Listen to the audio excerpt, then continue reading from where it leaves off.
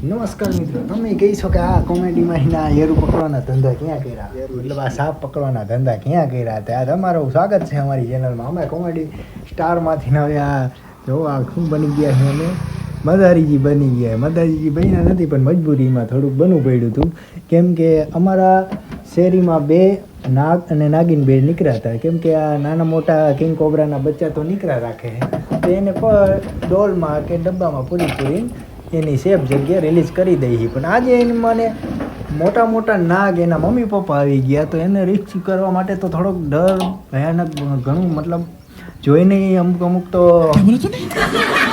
ભાગી જાય છે. પણ આપણે એ વખતેમાં આપણે કિંગ કોબ્રાની વાઈફ નાગિનનું રેસ્ક્યુ કર્યું, પણ એમાં આપણે વિડીયો ન બનાવી શક્યા. પણ નાગનું જે કિંગ કોબ્રાનું જે મેલનું આપણે રેસ્ક્યુ કર્યું એ પણ વિડીયો બનાવી ન શક્યા. પણ જ્યારે એને સેફ જગ્યાએ રિલીઝ કરવા ગયા ત્યારે આપણે થોડોક કટકો વિડીયો બનાવી લીધો છે. તો તમે જોઈ શકો છો, લગભગ અંદાજે 6.5 ફૂટની લંબાઈવાળો કિંગ કોબ્રા એરું જોઈને હારા ના તો ફ્યુઝ ઉડી જાય એવું કામ હતું. પણ તોય તમારા ભાઈએ જો કેટલું સેફ તરીકે આપણે રેસ્ક્યુ કર્યું છે એને.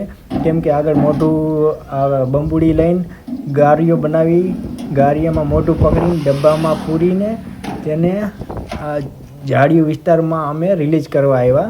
પણ છેલ્લે આ હવે હલવાણા કીધું, આ ગારીઓ કેમ કાઢવો, પણ ભગવાન માતાજીની દયાથી ગારીઓ નીકળી ગયો ને એરુંય સેફ જગ્યાએ વયો ગયો. તેમને અમે આના પહેલાં અહીંયા જ એના વાઈફ નાગિનને રિલીઝ કરી હતી. આ જ ટાઈપને આ જ રીતે અમે રિલીઝ કરી હતી, અને આ એના સાપ બાપાને આ જ ટાઈપે રિલીઝ અમે કરી લીધી છે.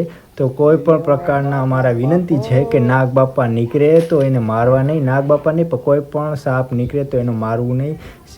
એને તમારે કોઈ પણ અબોલ પ્રાણીને મારવું નહીં, તેને રિલીઝ કરી દેવા વિનંતી. જય હિન્દ.